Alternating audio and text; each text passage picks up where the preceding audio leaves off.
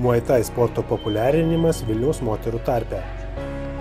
Kairė, dešinė koja, dar kartą dešinė koja.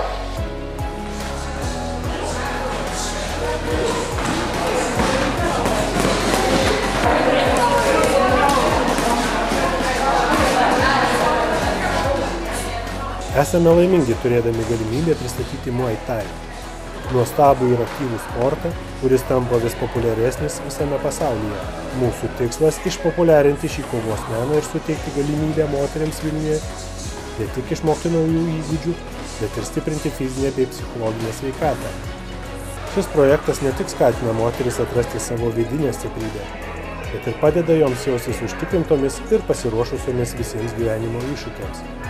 Svarbiausias dalykas šitam sporte tai yra sprogstamoji jėga. ATP, adrenalino ritmas faktas. Jis atsakingas už sprogstamą jėgą.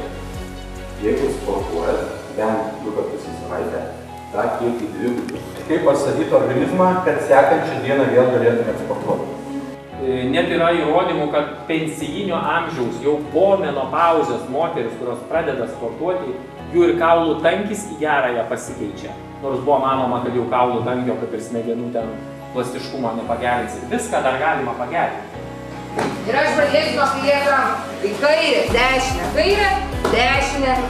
Kaip matot, sako, 1, 2, 3, 4. Gerai, rankas laikom prie galvos. Viens čia, nutraukiu bam, šoninį. Prisijungkite prie mūsų ir tapkite dalimi šios nuostabios sporto bendruomenės. Projektas bendrai finansuojamas Vilniaus miesto savivaldybės, veiklos vykdymas per projektą, Muay Thai sporto populiarinimas Vilniaus moterų tarpe.